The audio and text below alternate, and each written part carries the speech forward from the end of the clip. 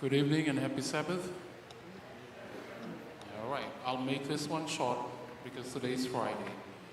I hope we're working on our dreams, putting some, how do you make your dreams your goals? Putting a date to your dreams. When you put a date, it becomes a goal.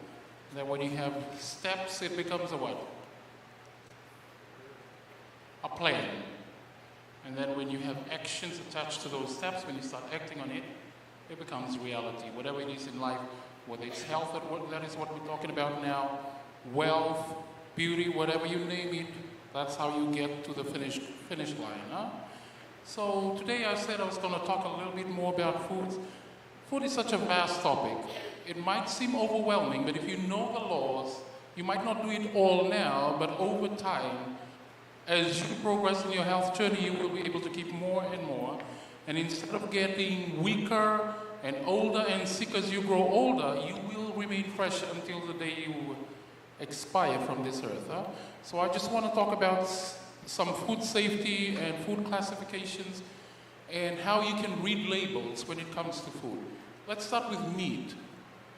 Okay, there's a lot of people who eat meat, but I've talked about how processed meat is not safe. It's classified as a carcinogen, which means it's cancer-causing. Processed meat is ham, bacon, what else? Sausage. So processed meat, as much as possible, avoid processed meat.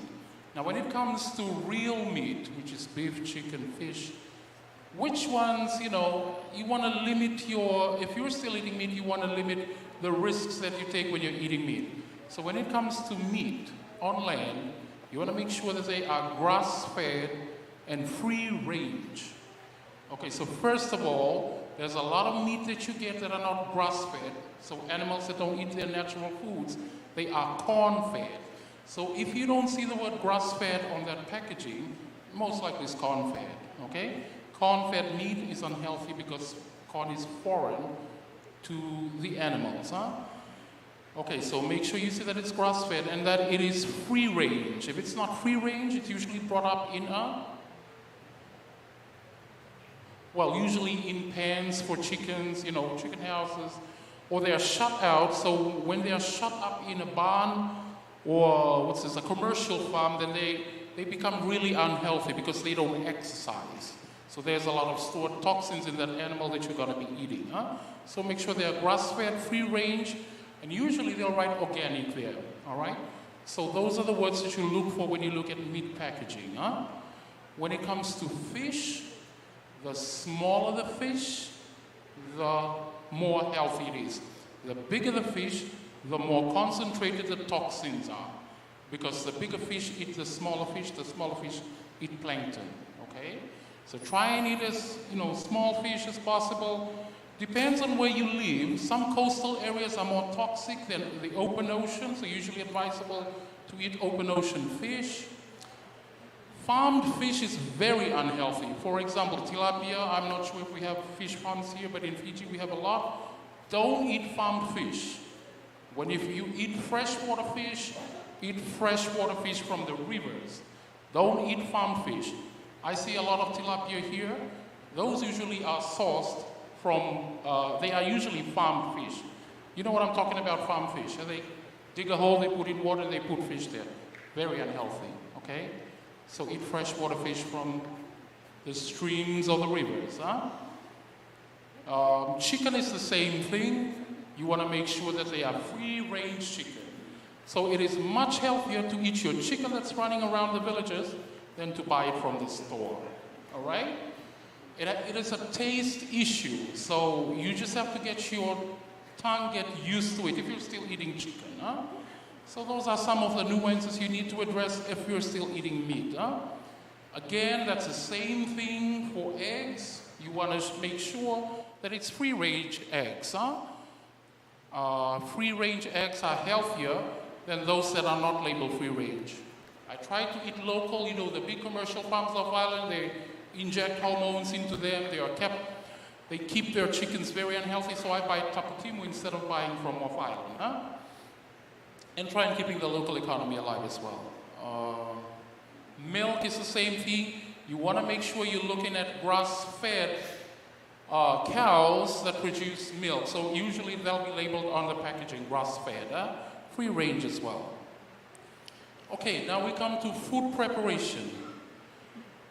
Which one is more healthy? Raw?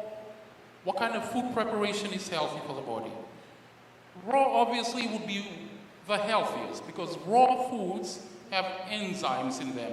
Enzymes are actually destroyed with any kind of processing. Enzymes are needed for all the processes in the body. So if you can, as much as possible, eat raw. If you're going to process your food as in cooking, boil your foods. Boil, bake without oil. What's the other ones?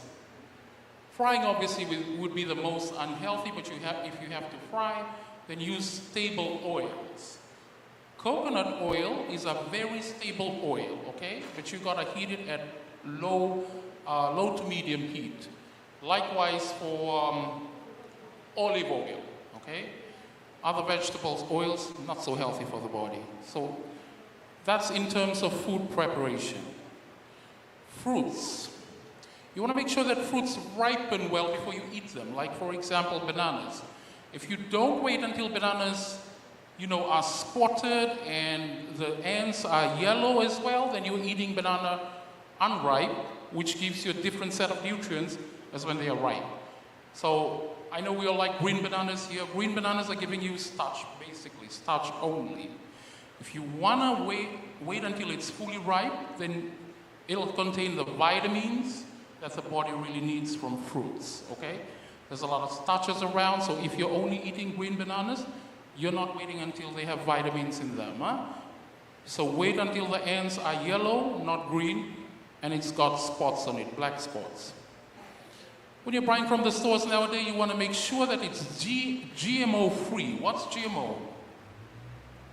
What is GMO? Genetically modified foods, huh?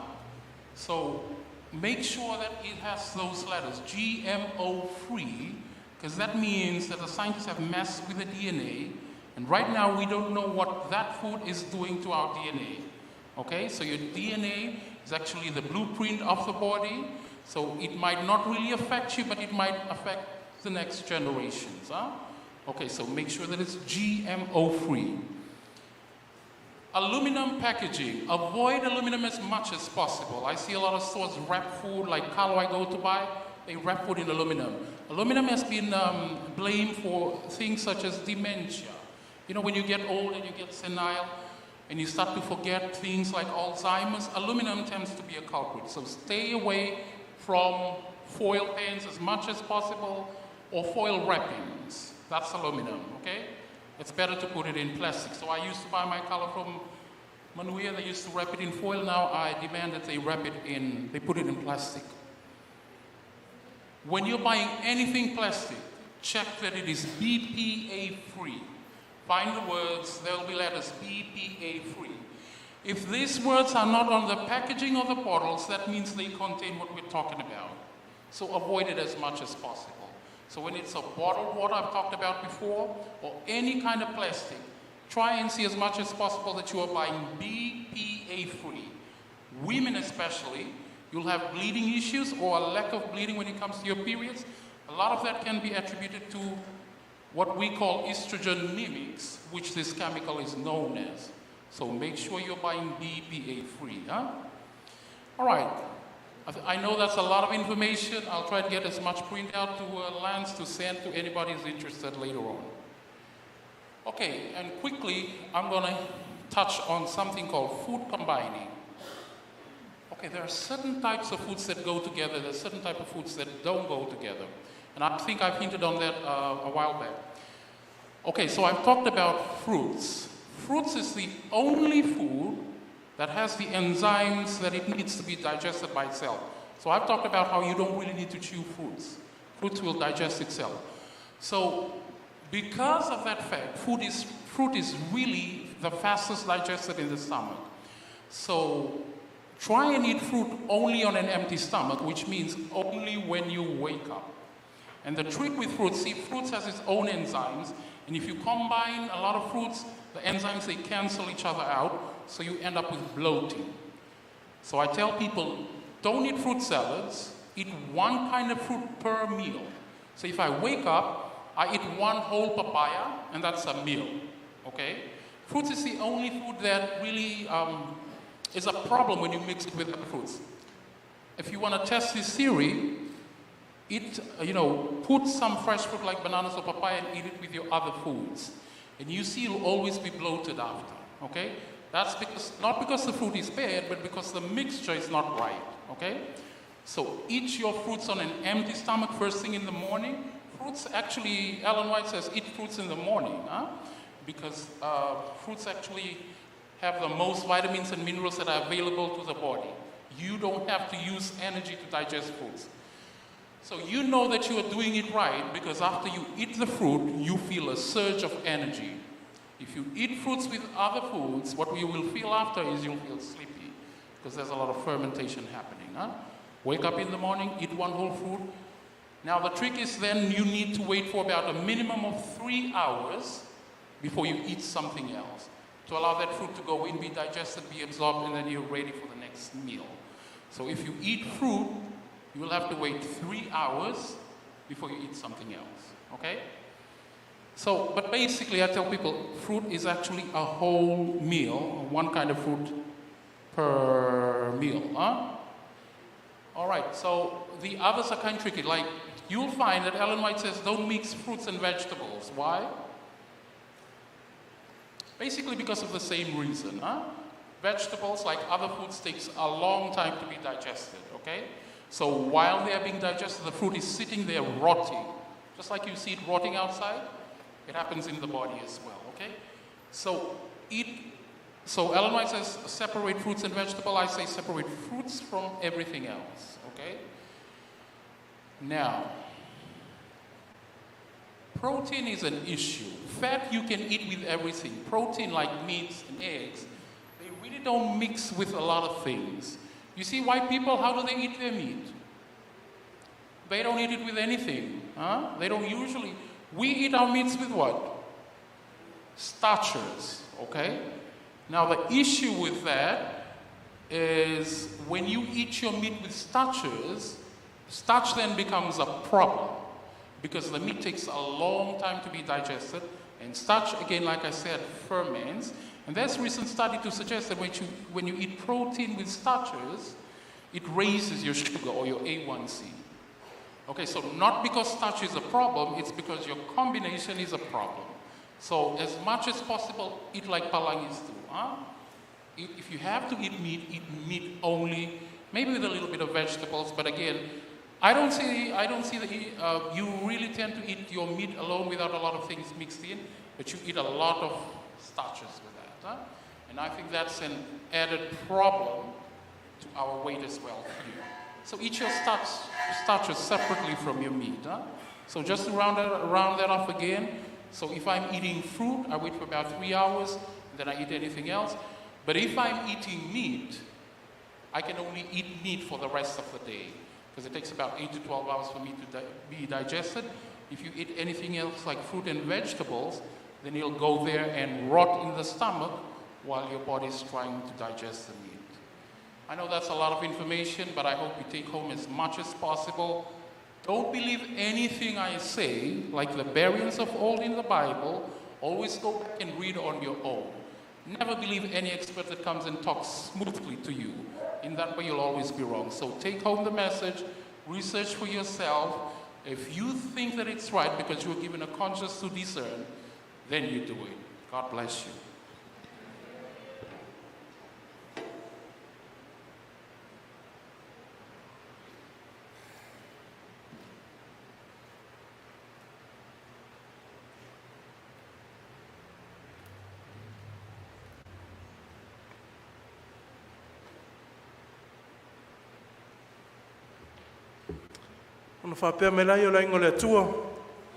Amen. Thank you so much, Dr. Tukua, for the message tonight. Te lolo fa mon me umai tatou tala noanga le fo mai e ala I mea tau sami e tau ono fa nga ina e lana whanau e ne tula fiafi. A temi nei o tatou fasili Ia fia lava tātou whaifusiri, whatalofa mwhawhiloa I atu I tātou uso mwhana siasi mai, ia le atua o tātou tintau nuu mani nisa pati, o se whamanianga, ia le tātou savalinga le neva I aso, ia pe au tātou tini tau nuu mena tātou savalinga, ile nei tula fiafi o lona sa pati, ia me tele liu e tangatane o tafa, mai whatalofa ai, whamania ia sa pati, ia temi lava e tasi, wala au atu I tamaitai, no I lunga tātou laulau, ia tui na atua tātou pepa, ia mapeni tala, ia pe awhai te mana o mia se peni, ia moritali ina o tātou sili, nei tula fiafi. Se ilunga loa au, pe awhai e le ai sau pepa, pe le ai foi sau peni, ia ai o so tamu whai atu, ia tamaita e tu, ina atu lau pepa, ia male peni. O le whiau I le pōna launga ina le talavou ia Jeffrey, toi ki tua le wati. Ia tatonunga, ia sa e wha whonga maratotoa, ia sa e tau whiawhi mamau fo I vaenga tā ua o toi fua maloloina, ai le ngata o vaenga tā ua o la whionga le atua, ia na launga ina le talavou I le pōna pō. Ia whai o lea ua tātou sauni, ia o lea la atale ina tātou sili, tusi manino lo suafa I lunga o le pepa, ia tusi e lava na o oe le tali ina le pepa, ia o na whaafonga mai la ia mo tātou sili. Sili mo mua. Sao pe o se se. Sao po se se. I le pōna pō. Na launga ina ia le whailaunga upu mai le tusi o whata oto I lua sifu. Whai mai o le waina, o le whata wemu lea. O le ava, o le whapispisa o lea. O I lātou umo e whaasei nai, e le popoto I lātou. Sao por se se. Tusi lalo na o le tali, aua te tusi ina le fesili, tusi lava na o le tali sao, pe a whai te sila fia sao. I le tusi o whata oto e lua se fulu, sa ili oe po le ale whai upu lai whai mai e whata oto lua se fulu. Ia, ona tusi la ia pe sao upu ia, o le waina, o le whata wemu lea, o le ava, o le whapispisa o lea, o I lātou uma o e whaasei nai, e le popoto I lātou. Ia, sile lua. Sile lua. I le tusi o tautau no mes fulmal wha. Whaape whea ona e I loa, manu vai wha I le lei, mamama I le tausami, po le ai. I le tautau no mes fulmal wha, o lo o tā ua I le whailaunga na pōle te leo lana lisi, o whe au o lo o whailoa mai e le atua I le whanaunga Israelu, e te tau na ai, ma le te tau na tausami ai. Ai whai mai lalfi siri, whaape whea ona e I loa manu vai wha, e le lei mamama I le tausami. A, tosi lua ona vai, e lamu ia malua na mama. O le pi, o manu e tino le lei, malo lolo na anu. Si, tosi lua ona atingi vai, ma toe aila na mama. Ia male pui ti, e le ai se tali. Le ai se tali o tali na, ia e mawhai ona whaamalia ina le visi. Whape whea ona e I loa, manu vai whae le lei, mamama I le tausami. O le a, e tosi lua ona vai, e lamu ia malu foi ona mama. O le pi, e tino le lei, malololo na ano. O le si, e tosi lua ona tingi vai, toe ai lana mama. Ma le di, le ai se tali. Fai tau le lei, fai tau manino, ia le whaupuina o tali o tātou sili, ai toi fo'i I tautau no mes fulmal wha, ia masa ili po o whea o lo tā ua I manu vai wha, mama. Ia te lona wa iai, sile tolu. O ai o lo whatatau ai upu nei. O lātou a ano, a watou te ai ai. O lātou tino, o mate, a watou te pa ai, e leanga ia te o tau. O ai o lo whatatau ai upu ia. o lātou a ano, au atou te a ai, o lātou tino, ua mate, au atou te pai ai, e leanga ia te outou. O le a, o le tisona, o le pi, o le areto, ma le oreva, o le si, o le puaa, o le di, o le povi, ia ma le a, ma le aila. Povi, ia po le aila. O le a, o le tisona, o le pi, o le aeto, ma le oreva, o le si, o le puaa, o le di, o le povi, ma le aila. Whaingofia tātou siri ne tula fiafi pe a whaina e mai tau totoa ia le whea wana pō. Te lole ala talina tātou siri pe ise tase mana atu e fo i siri mua. Ia tono le ai, ia wala au atu i tamaitai e anga i mai mole au ino tātou tali ne tula fiafi. Ia o tātou siri nā lela tātou alo atu e tali tātou siri i le ne tula fiafi. Si tia e lunga lau a au, whailoa lau pepa, ia matui na atu i tamaitai, ia le tali o tātou sili, ne tula fiafi.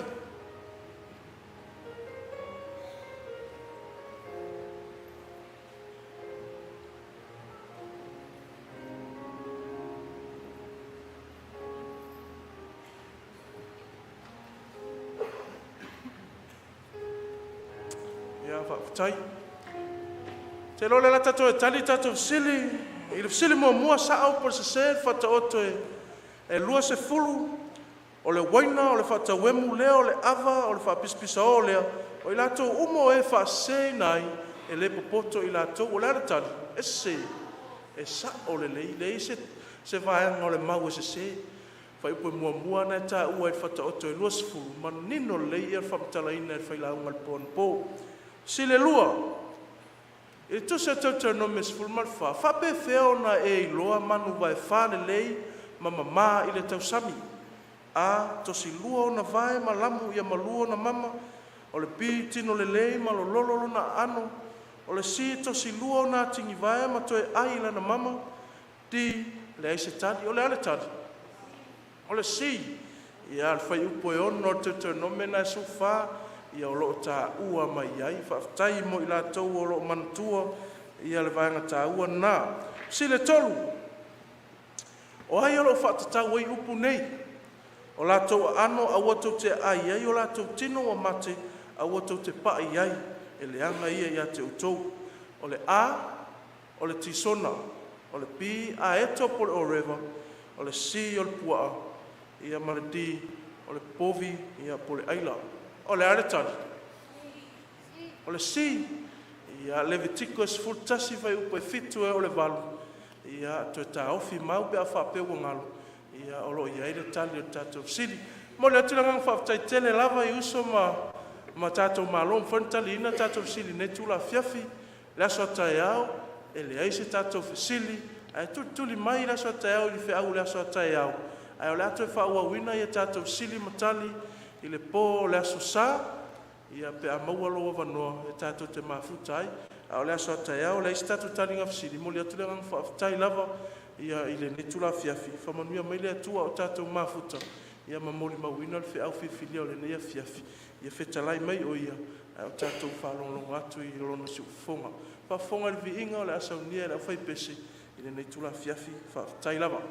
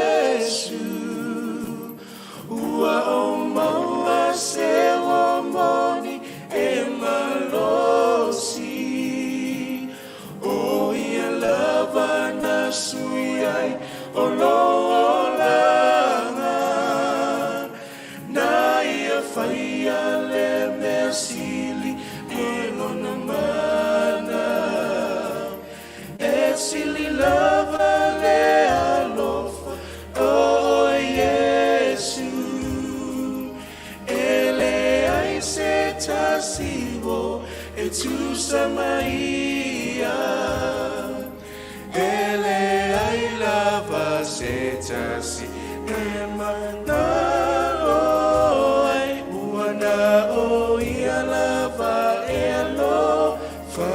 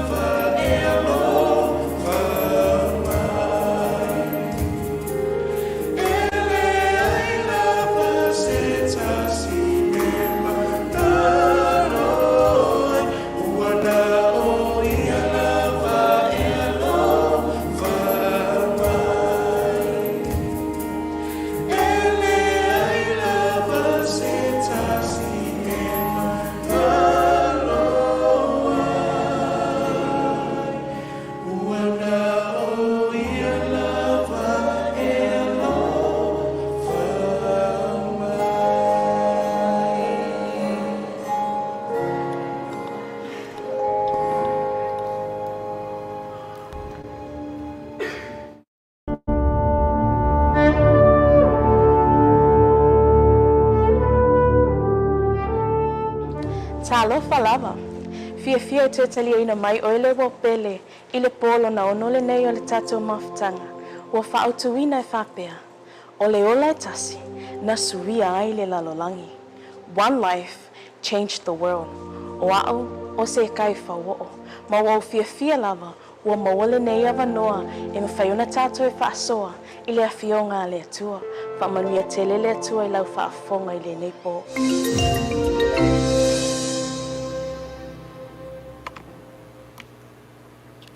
Puno mai lau hao, le o whai el tātou tau. Le atua lo mātou te maha. O mātou sa auni le atua e mātou te whaalolo. A o e whetalai mai moi mātou i le awhiawhi nei. Whamanuia e le whaafonga lono. Whamanuia e na upo. Amen. Whai mai le au tū. O le tāwhi au i le pone. O le ola e tasi, na Suia ai le Lalolagi. One life changed the world.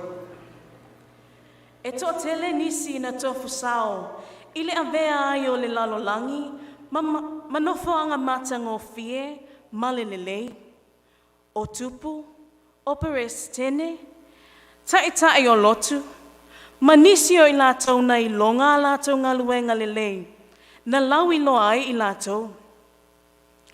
Ai tasi le ngoa e tūlanga ese, o le suafa o Iesu. O le suafa e pito sili o na lauiloa, e le toʻatele o tangata i le tala faasolopito. Ai ese le faalongo i le suafa, ese le iloa, ma le silafia i le lei o tangata o Iesu. O le afi le nei, o te fia faailoa ia te oe, Iesu o le tala faasolopito. Iesu lea o le tusipa ia. A tonu e masani ona e fesili nei. E moni e ale Iesu lea e masani ona tala noa ia i tangata. O ia ea o le alo o le atua. O ia ea o le faaola o le lalolagi. Ina ua mai a le faanoanoanga tele o le faasataroina o Iesu. Na tu fesili ai nisi o no so e to alua i fesili nei. Na la faapea, o Iesu o le avea matupu Yerusalema. A o lea la ua maliu. Ua faavaivai ai o la ua lotu. Ma le mautonu. A o fo'i atu i le ala i e mau. Na faailoa a Iesu ia i la ua. A o savavali i le ala. Ma whaamatala a Iesu ia i la ua, le valo anga ua whaataunu uina. E ala le i le tala whaanoa noa o le maliu o Iesu i nai aso ua tuana i atu. O tangata vā lea, ma loto whaingata o na talitonu i mea ua whai mai ai, le au perofeta. O na whaamatala ai lea e ia ia te i la ua, o mea ua tusia i tusi uma i a te ia. Ua amata mai a Mose. A toa ma le au perofeta uma. Luka e lua wha, whaiupe lua lima, ma le lua fitu. Na tuli matai uma so o Iesu, i le malo le a whatuina i le lalolagi, ma le saolotonga mai le pule o Roma. Peitai, na fio mai Iesu e whatuina se malo whaaleanganga. Ma whaasaolotoina tangata, mai le polonga o le angasala. O le misiona Iesu na fio mai ai le lalolagi. Ina ia whaailoa, le alofa le whatua o ia o le atua. Ma whaailoa le ese nga o lona malo le alofa. Ma le malo o satani, o le mana o tele, ma le manatu whaapito. Se o tātou mata i nisi o valoanga, ua whaataunu uina, e peo na whaailoa Iesu, i ona soo i le alai e mau. O le vābenga o lona whanau mai. Ua lewa na valo ia e Isaia le whanau mai o Iesu mai a Maria. I le Isaia e fitu lona whai upu e sfun man wha. O le mea le tu uina mai ai e le ali ilama le whailonga ia te o tau. Whaauta. E tō le taupou. Ma whanau mai a te ia le tamatane. E na te whaingoa fo'i a te ia. O Emanuelu. O le ngoa Emanuelu, o lona winga, ua whaatasi le atua mai e tātou. God is with us. O Maria, le taupou na whaailoa ia i le angelu, o le a whanau mai e ia se tamatane. O le tama fo'i lea, o le ana ia whaaola i le lalolagi, mai a lātou angasala, mātai e mua whai upe luas fumatasi. O se tala o fofongia tele. E te maua le mātai e mua whai upe sfun malvalu. Sa whaapea o na whanau mai o Iesu Keriso. Sa whautane lona tina o Maria ia Iosefa. Ua i loa e ia, ua tō o ia i le nganga pa ia. A o le i whaatasi la ua.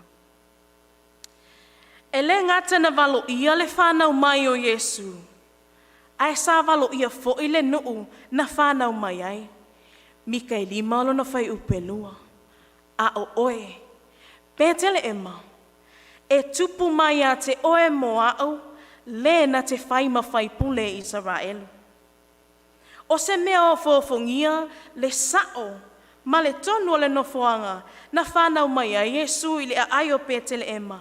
E peo na valo ia le profeta o Mika, fitu se lau tau sanga, ai le i whanau mai Iesu. O loo whaamaunia fo i le whenga inga fōu, le whaataunu wino le valoanga a Mika. Mātai e luolona whai upe mua mua. Ua whanau Iesu I pētele ema I utaia. O leo lunga ali I Fauo'o Maria ma Iosefa. Na malanga I pētele ema. Ina ia tusia I la ua. I le tusinga ingoa a Roma. Mo le tu la fono la fonga. Na le aise ava noa I le fale tali malo. Se ivanga na le fale o manu. O le nofoanga tonu lea na whanau wa Iesu. Luka e luolo na whai upu e fitu. Ua whanau e ia lana tama ulu matua. Ua ia au ia te ia I le ie. Ma whaata oto ia te ia I le fale povi. A wala tau te le ofi I le fale tali ai malo. O Iesu o ia o le awa o le lei. O ia fo i o se whaia o ngā le lei. O ia o le alo o le atua soifua. Na whanau mai o ia I le tau pou, e whaapeo na walo ia le profeta o Isaia. Na whanau mai I pētele ema, e peo na walo ia le profeta o Mika.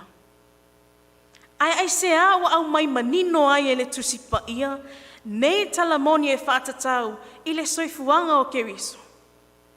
O le tali, au wātātou te mana o mia o na tali tonu, o Iesu Keriso, o ia lava, le whaaola o le lalolagi. Amene.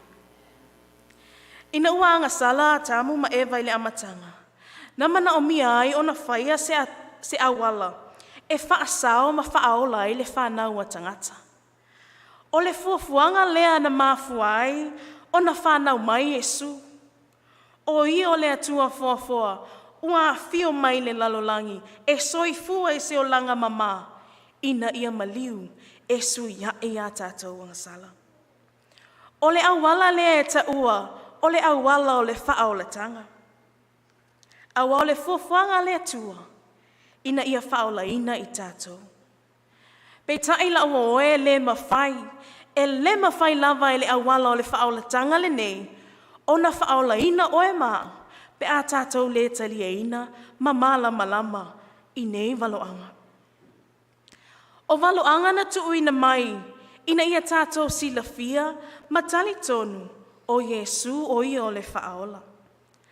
Tanu lavalo na whanau mai, na tātou wa ai le whaawau o na whaatau nuina o lona vala awina.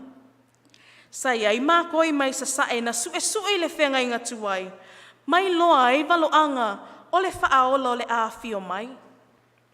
Na lātou silafia foi, o le taimi tonu lea, o le a whanau mai ai le mesia lea.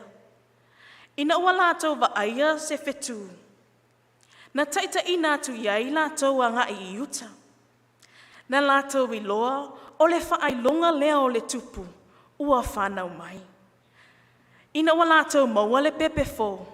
Na lātou wifo ma tapuai a te ia. E ui lava na tapuai ma ifo le au mākoi a Iesu. E lei a vea lea, ma mea na si tia ai le tūlanga o Iesu, o ia o se tangata taua loa ma whaingofie. E ui o ia o le atua, na soifua Iesu I le lalolagi, o ia o se tangata loto mawalalo, ngā lue malosi, au na ma le wha maoni. Filipi e luolo no whai upe ono ma le fitu, a whai o manino lau sila I lungo tātou ia, si o tātou whai tau whaatasi ai.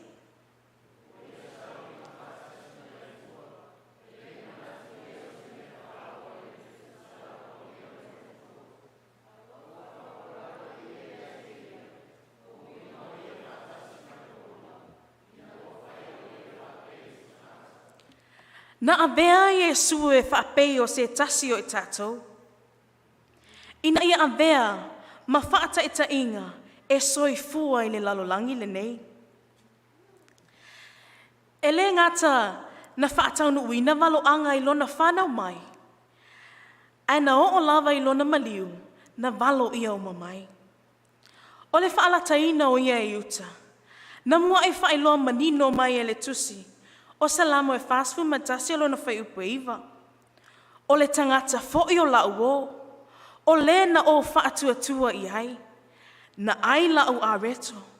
Ua a mai o ia te au. I lona muli vai. I li pāseka muli muli. Na fesili ai Peteru ia Iesu. Po o ai ole ana ia whaalata ia te ia. Na tali Yesu. O le o te avatu ia isi na mea e ai, pe a uma o na ofu ia. O ia lea. O na fui lea e ia o le mea e ai. Ma avatu ia i utale se kara, le atali i o Simona. Ioanes fultolu alo na fai upelu ono. Fai mai le valo anga le fai salamu. O le tangata e lata ia Yesu. O lana lava wo. O le ana ia whaalata ina o ia, se ia o oilo na maliu. E le ingata i inala o oe. Na whaeloa manino mai fo e le tusipa ia, le au whae o le tupe, o le a whaalata ina ai le whaola. Sekai Tasi alo na whai upes funua. O na lātou fua mai ai lea o lo utaui, o tupe fua tolu. O loo whaamawina i le whengai ngā fōu, le sao le nei o le whaataunu wina o le nei waloanga. Mātai e luono whai upes ful farmers ful lima, se o tātou whai tau whaatasi mai e.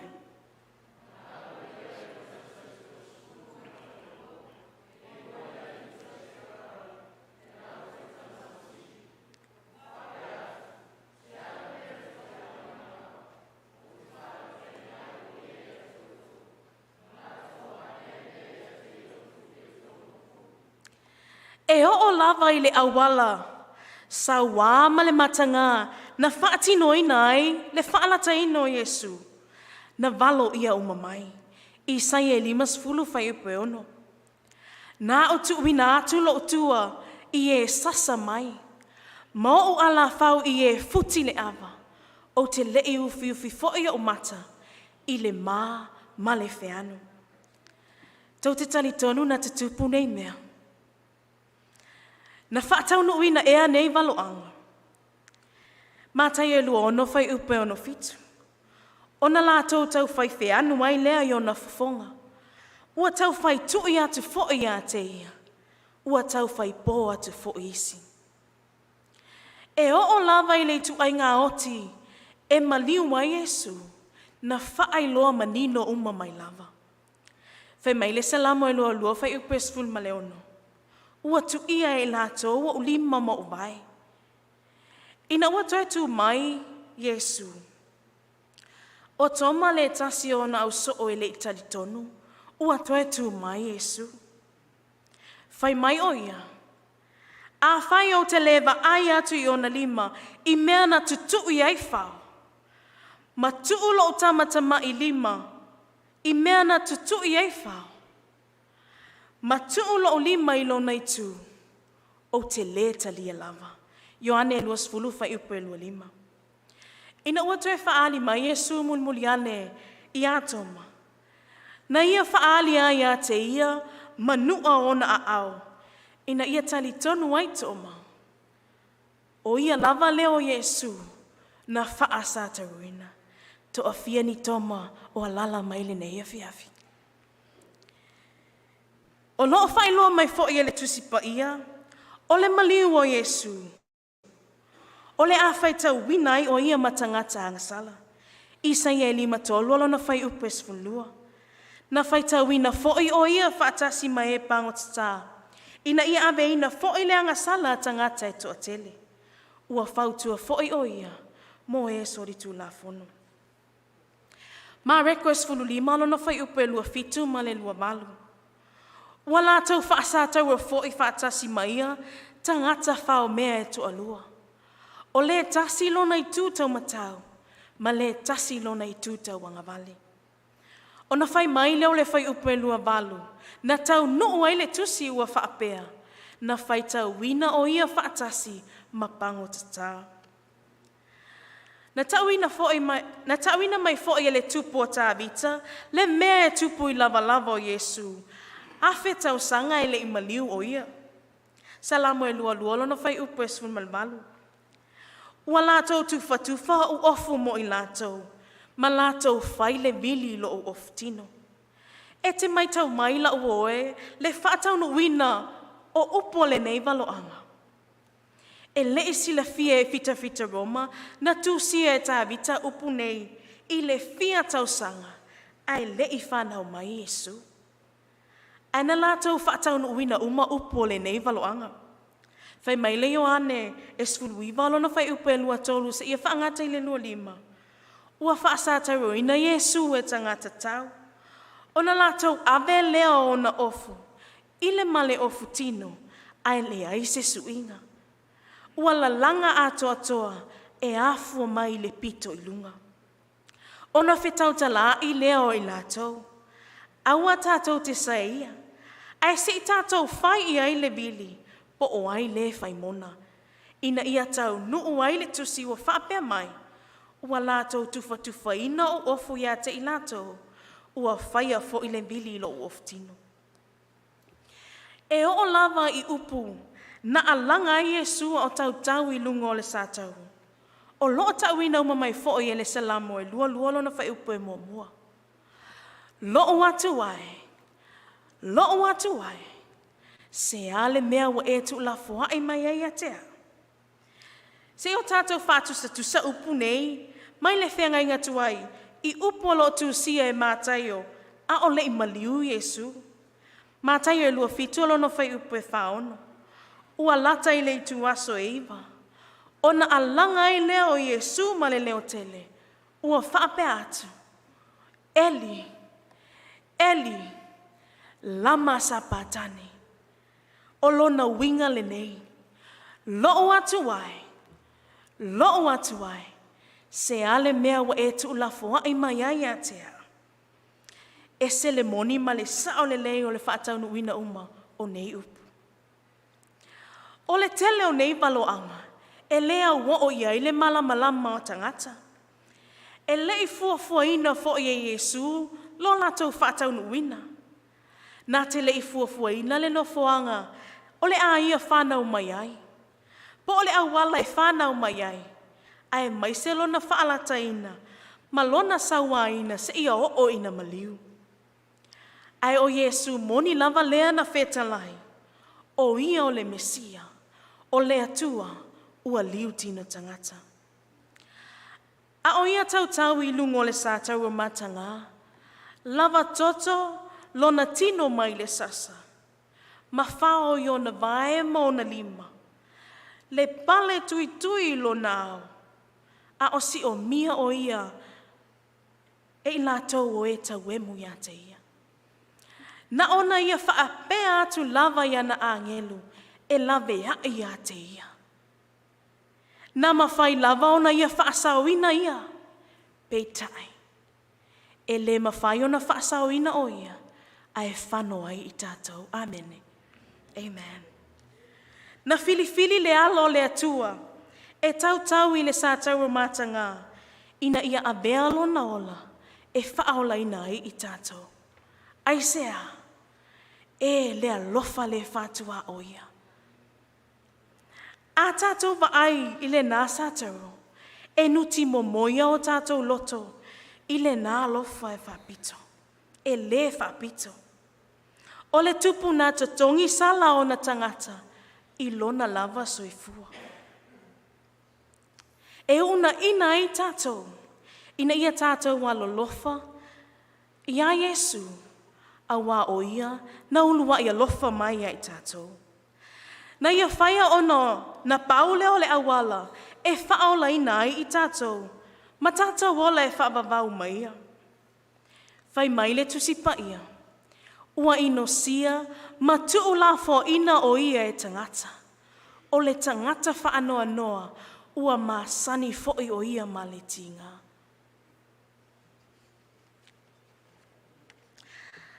A ua manua o ia o na wā tātou soli tū la fono. Ua momomo o ia o na wā tātou a mioleanga. O na whaalava foi, ua malolo ai i tātou. O i tātou uma, ua se e peo mamoi. Na whaasawa ina o ia, sa whaatinga ina foi o ia, ai le i tautala mai. E peo le tamai mamoi, ua taita ina o ia whasia. O le tasi nei o taimi, na ta ua ai Yesu o le tamai mamoi, mamai le tusipa ia. Whaalinga e sfutolo na whai upe valu. Tusi o le ola le tamai mamoi, na fasia talu o na whaavaina o le Lalolagi. O loo tau tala i le tamai mamoe e tatau i ai le viinga. O na whaapau ai leo mea ola e wha, matoia ina e toa lua fulu ma le toa wha i luma o le tamai mamoe. O loo whaape atu ma le leo tele. Ua tatau lava le tamai mamoe na fasia ina ia tu uwina atu ia te ia le mana. Ioe, o le tamai mamoe a le atua e le pōnā. Ai ua fasia mo le tangata angasala. Ai se a lava wa maliu wa Yesu. A wao tātou e tatau o noti. Fai mai le apostolo o Paulo. A wa o le oti, o le totongi lea o le angasala. A o le ola e whaavavau. O le mea fua i fuaina mai le tua. I lo tātou wali i o keriso Yesu. Ro mai o nolo na fai upu e tolu. E le i whapea na nofo le atua, o na whaatu a manatu, o le whaasalanga lea o le angasala. Ai ona o le angasala wa vai e se ina mai ai tātou mai le atua. Ana le to esus o ina ele ali i whaola, lo tātou wa vai e se ina. Se manu e angasala lo lava le tangata, ona umai lava lea malinei ele. Na whaapea na wawai e se ina mai, a tamu ma ewa mai le atua, ona o le angasala. Matulia e se mai ai, mai le whaatuanga i e tena. Ua ia tuli atu lava ia a tamu. Ua ia tō fia fōi ke rupi, e no nofo i le itu i sasae o le whaatuanga o e tena. Ma le pelu afi mumu, o loo whiliuli wai, e leo ai le ala, i le la au o leola. Kene se tolu lona fai upe lua wha. Ai o i nei na whai loa i le tuala na awala, e whaola i nai i la ua. Ua ia whetala i atu i le ngata, o te whaatupu wina le wheitanga i a te o lua ma le whawhine. O lau whanau foi, malana whanau, la tau te tui momomo i lo ulu. A o oe, e te tui momomo ina lona muli vai. Kene se tolu fai upu esfun malima. O le ale winga o le tui momomoina. O le upu e peru, e whaali liu mai ai le upu tui momomo. O lona winga, o le crush, po le nuti lilii. O le tui momomoina o le ulu, e sili lona matu ia, nai lo o le nuti lilii o le mulivai. E ui o le a whaasataroina Yesu, o le atoe tu mai le tuunga mau. Na te tui momomo i le alii o le nei Lalolagi. Ina ia la mana tua, e iai le aso, e maliwa i le mamoe le atua, e le pona, o lona alo Yesu, mo ala angasala. Na whaatonuina e Yesu, a tamu ma eva, ina ia o la osi atu le taulanga ia te ia, i le tamai mamoe. O whainga taulanga i manu, o le whaalinga lea o le whaatuatua o le tangata i le tamai mamoe, a le atua, o le ana aveseina, anga sala le Lalolagi. I le mata upu lava e soo ai le tusi o kenese, tātou te maua ai kaino ma a pelu o whai taulanga i le atua. A o a pelu, ua ia avatu fo i ulua i tamalo na lafu e pepeti ai lava. Ua sila mai e ova ia a pelu. A toa malana taulanga. A o kaino, malana taulanga, ua ia le sila i ai. O na ita tele ai leo o kaino, ua wha u lava o na mata, kene se wha, alona whai upe wha ma le lima. Na usi tai a pelu, mana au mai le tamai mamoe, o le ata wha atusa o le tamai mamoe a le atua, e osi ai lana taulanga. A o kaino, e le i usitai, mana ia au maia fua la au, e whai ai lana taulanga. E le ma whai e fua la au, ona whaatusa ia i le taulanga e whai e Yesu mo e angasala. Au a whai mai le tusio e pere i valona whai upe e lua. A le o iai fo i se whaamalingina o le toto. Ua lea i fo i se whaamangaloina. Ina ua avea e le atua lana whanaunga. a Israelu mai ai kupito. Na ia whaatunuina ai Mose e whaia se malu mo ia. O se whale whetā whai e whaatusa i le malu i le langi. O sauninga o le whale whetā whai e whaata ai le awala o le whaolatanga le atua mo le tangata ngasala. O le tasi o nei sauninga, o le sauninga o le paseka. O le sauninga e mana tua e le lavea inga le atua i a Israelu, a o iai i ai kupito. Na whaatonuina i le atua Mose ina ia tofu le a inga, ma le tamai mamoe e fasi. Ona sausauina lea o pou whaalava o lātou whale, i le toto o le tamai mamoe. O le whailonga lea o lo lātou usitai, ma lo lātou whaatuatua, i le toto o le tamai mamoe le atua, o le āwhio mai. O le sauninga o le paseka, e le ngata e whaasino i tua, i li lavea inga le atua i ai kupito. Ai whaasino foianga i luma, i le maliu o Yesu, o le tamai mamoe o le āwhasia. O mamoe uma na whasia i ai kupito, ma seni turi uma muli ane, e le i mawhai o na whaamangalo i nai i tātou. Awafe me le tusi o e peru e se fulolo na whai upe wha. Awa e le mawhai o na ave se ino anga sala i le toto o povipoa ma oti. Ua na o le toto lava o le taulanga moni, o Yesu le alo le atua, e whaamangalo i nai anga sala. E ala le i lo tātou whaatuatua. O le toto fo'i o Yesu ke riso, e whaamamai nai, i tātou, i anga sala o malava, mua le yoane mua whai upes whiwhitu. O sauninga o le whale whetā whai, na whaata umanga i le taulanga le Mesia, o le tamai mamoea le atua. O le mafuanga lea na whai mai ai, Ioane le papatiso i le Ioane mua lo na whai upe luaiva. Whauta, i le tamai mamoea le atua, na te ave esea le anga sala le lalolagi. O Yesu, o ia e whaamangalo, o ia fo'i e whaangalo. Na te ave e sea lo tātou langona no whasala, a e whailoa mai le awala, e ao na tātou soifuai. O lona soifuanga, o lo tātou whaataita inga lea. Na te whaamalo sia i tātou, na te suia i tātou, mana au maia le ola fau. I se tasi o tau mawhainga lea li e sua whai a Sir Ernest Shackleton.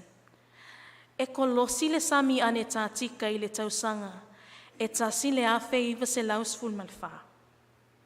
Na whaaleanga ina ila na waa e ta ua le endurance i se polo kaisa. Na tā whiwhea le au waa moni na yaso.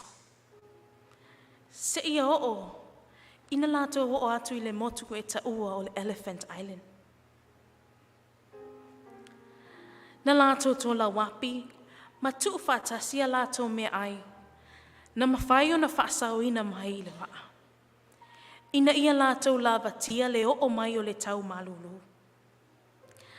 Na iloa e Shackleton, e le aise tasi, o le awha aola ia i lato.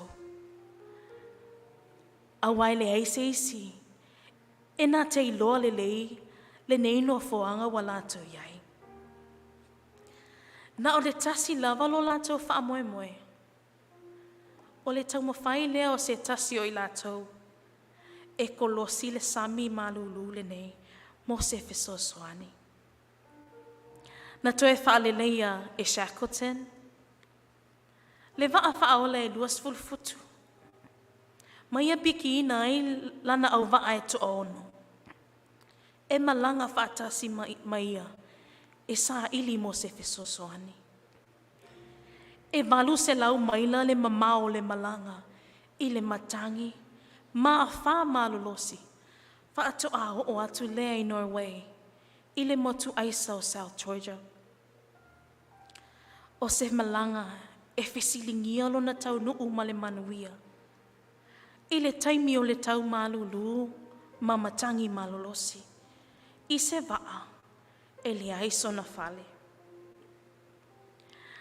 Ai na o bea shakoten malana au waa. Na lātou wha putu I lalo le fale le tu mau. O le tama I waa mo na yaso. Ma wha asanga lo lātou tau mua I le whawhati mai o ngalu. Na lātou te talo. Ina ia aua, ne I māsae le lao lo lātou waa I le matangi. Na lātou ono sae le malulu o le tau. Ma tau mawhai e wha mawhana whana ia I lātou. A o Sofia e le sami, ma timu ia. Wha Tasi ai, ma lo lātou fia feinu, ma le fia a ai. Se fulu wha so talu o na folau le awaa. Ua tau au lava, ina uma atu lo lātou malosi. Ai o lātou wa aia lo atu maunga o South Georgia. Ua saofia atu Shackleton. Ma wa aia se waa, e whaola I lona au waa. La o ele a whiawhili nei. Ao sila mai le tua. I lo tātou whaau nu ua ai le lalolagi le nei. Ua si o mia I tātou I le sami o le angasala. Na ia whili ai, e na te so whae le sami lea. Na ia whaafetai ai, le tui o le malulu a ati o le ami o le anga le lalolanga. Ai na ia whaia, ono le alofa ia te oe mao. Whaafonga I le pese.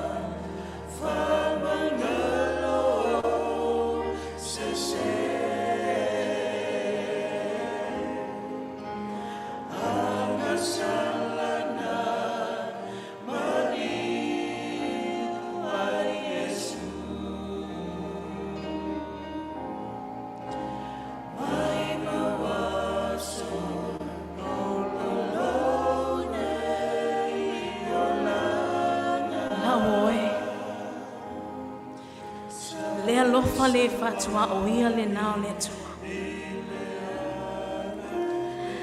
Le a mio le tua. E tuu whaafea ngai. Ma le wha mawalunga. Ma le manatu whaapito satani. E le ai lava se tasi le lalolagi atoa e peo Yesu. E le ai se tasi e lofa e peo ia. E na o ia lava, e mawhai o na whaola ia te oe. E na o ia foi, e mawhai o na ave se ina la wana sa. Ma Suia lo olanga. E te lewhia si ilo a au I le taimi nei, mai whape atu.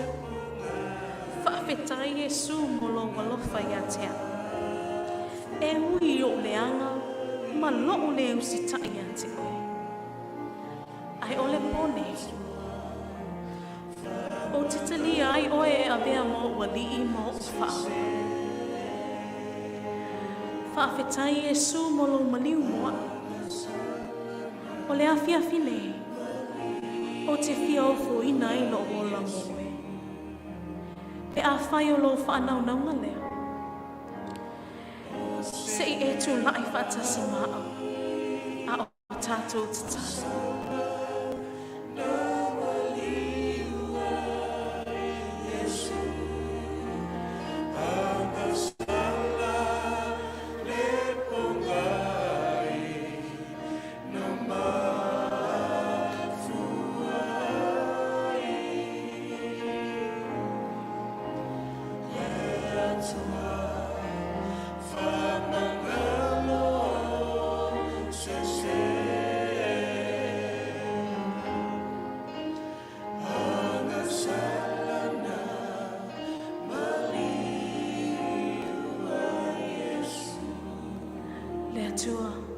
Lo mātou te mā.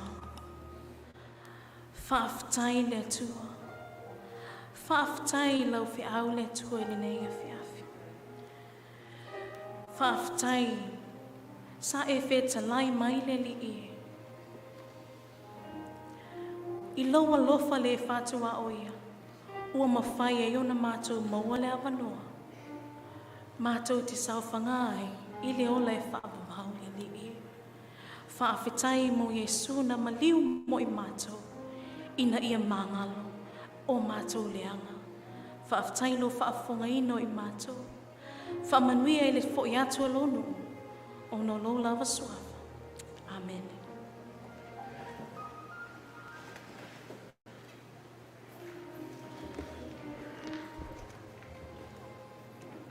Ei te tulunga ne whiawhi ua whaamariina le whaafonga na i o tātou sua malo.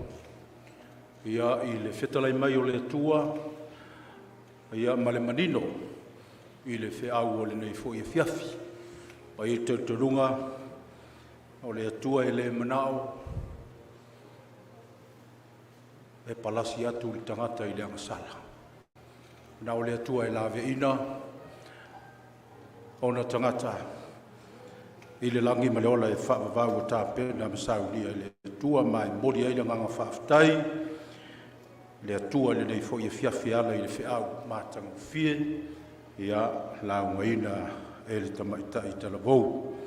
Mori le nganga whaaftai tele lava ma le whamalo i tātou usua malo, whai fo i ona tātou mafuta i le pōnei. Mai te tanunga o le pō muli fo nei o le neiva yasu. Ai mai te wiringa dunga o le tātou lau lau, o iei lava i la tau ele misi whatasi le tātou sauninga. Mai ei te tanunga o i la tau ia, o lo whaia i le atua mawenga. Ia maanga i atua i tātou porokalame se tū langa a mātango fielo na whai. Unga, awane misia, tae au e whaawau tātou porokalame, le launga i le sapati, tae au, o le whamasinonga. E iei e se whamasinonga le atua. Ai o le ale taimi na Amataga. Ta wane i misia tae au, e te iloa tae au le taimi, ma le aso, ia ma le mea o lo whaia i le whamasinonga le atua. Au wane i misia tae au, le whiauna tae au, so atua i tātou porokalame, ia o lo whanga solo mo le lua wa yasu.